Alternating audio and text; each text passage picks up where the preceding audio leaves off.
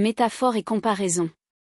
Choisis un objet banal, par exemple, une tasse de café, et écris un paragraphe en utilisant au moins 3 métaphores ou comparaisons pour le décrire. Exercice plus difficile mais dans le même style. Exercice, écrire un poème en utilisant des métaphores et comparaisons. Choisissez un thème, par exemple, le changement des saisons, la solitude, ou l'amour, et écrivez un poème de 4 quatrains. Dans chaque quatrain, intégrez au moins 2 métaphores et une comparaison. Cela vous permettra de travailler sur la structure rythmique tout en enrichissant votre utilisation des figures de style.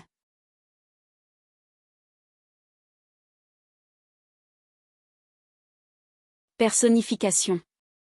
Écris un court texte dans lequel tu donnes vie à un élément de la nature, comme un arbre, une rivière ou une montagne.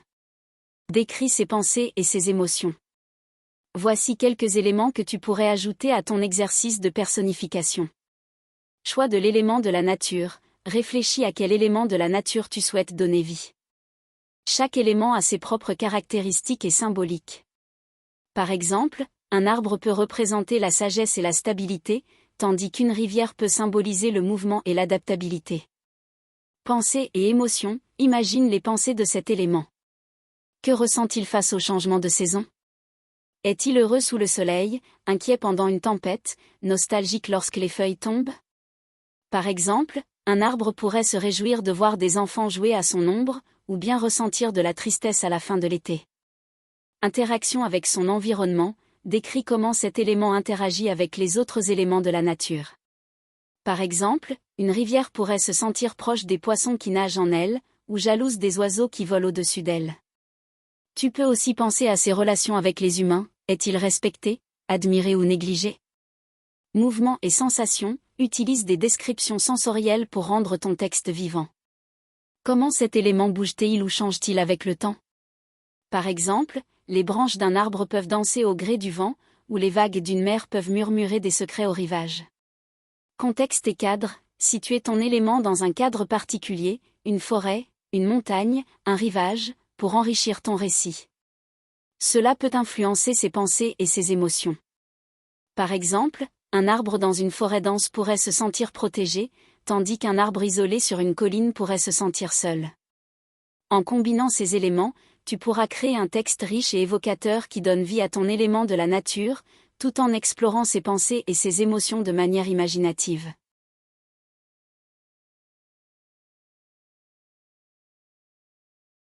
Allitération et assonance.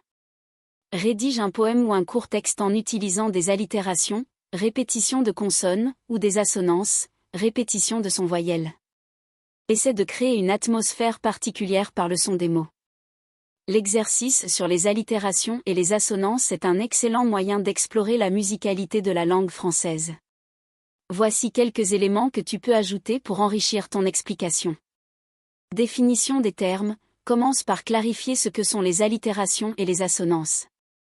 Les allitérations consistent en la répétition d'une même consonne au début de mots proches les uns des autres, tandis que les assonances se réfèrent à la répétition de son vocalique dans les syllabes accentuées. Impact sur l'atmosphère, explique que ces figures de style peuvent contribuer à créer une ambiance spécifique dans un texte. Par exemple, des sons doux et fluides, comme les « L » et les « M », peuvent évoquer la sérénité ou la tendresse, tandis que des sons plus durs, comme les « K » et les « T », peuvent suggérer la tension ou la violence. Exemple pratique, propose des exemples concrets d'allitération et d'assonance. Par exemple, une phrase comme « Le vent vif virevolte » illustre bien l'allitération en « V » et peut évoquer une sensation de mouvement et de légèreté. Pour les assonances, une phrase comme « La mer murmure » montre la répétition du son « U », créant une ambiance douce et apaisante. Exercice de création, invite les participants à jouer avec les sons. Propose-leur de choisir une émotion ou une image qu'ils souhaitent exprimer, comme la joie, la mélancolie, la nature, etc., et d'écrire un texte qui utilise des allitérations et des assonances pour renforcer cette émotion. Analyse de textes existants, encourage l'analyse de poèmes ou de chansons qui utilisent ces techniques.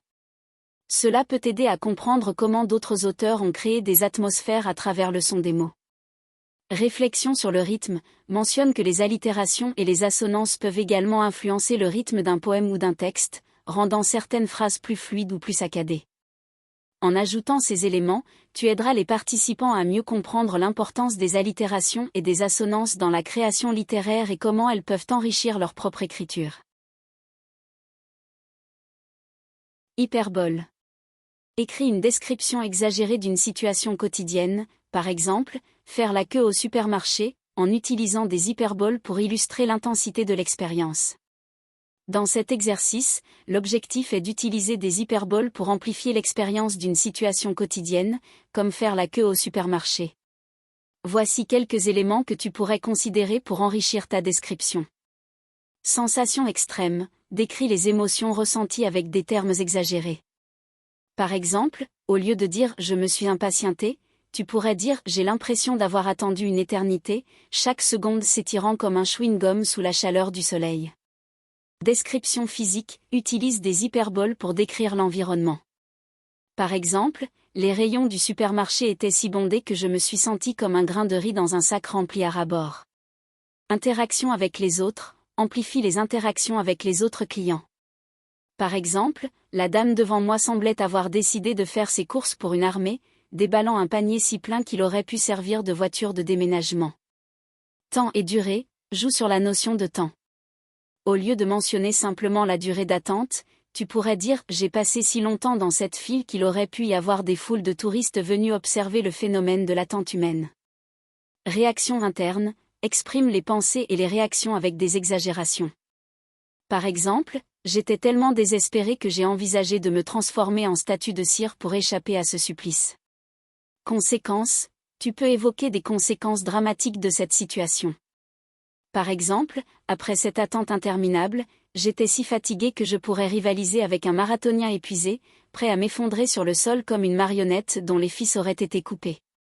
En utilisant ces différentes approches, tu peux créer une description vivante et amusante qui illustre l'intensité de l'expérience de faire la queue au supermarché, tout en ajoutant une touche d'humour.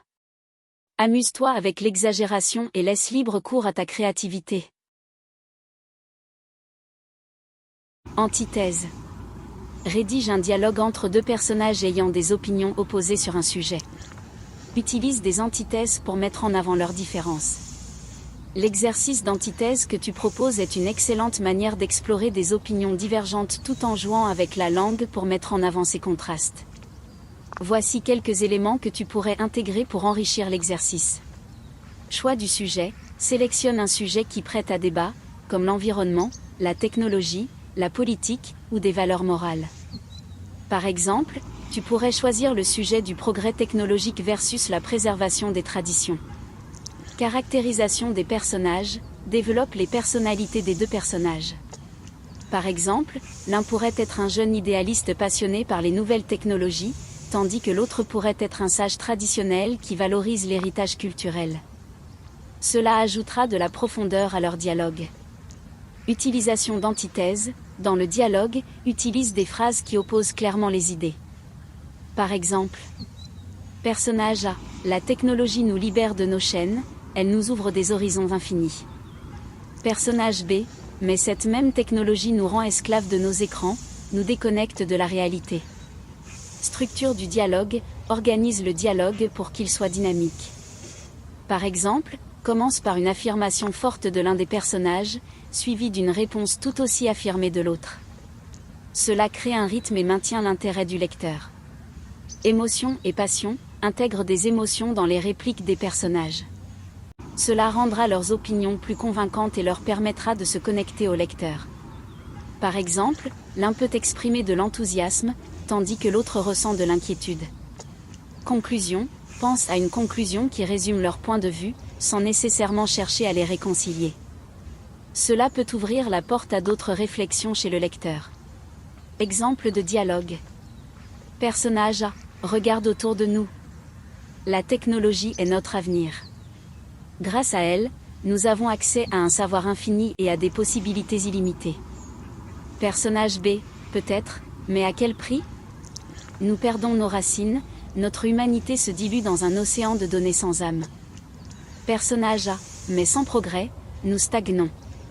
Rester ancré dans le passé, c'est se condamner à l'oubli. Personnage B, et vivre uniquement pour le futur, c'est ignorer les leçons de l'histoire. Ne vois-tu pas que le véritable progrès doit s'accompagner de sagesse?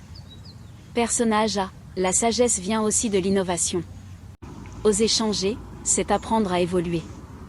Personnage B. Mais évoluer ne signifie pas renier notre héritage. C'est ce qui nous définit, ce qui nous unit. En utilisant ces conseils, tu devrais être en mesure de créer un dialogue captivant et riche en antithèses qui met en lumière les différences d'opinion entre tes personnages.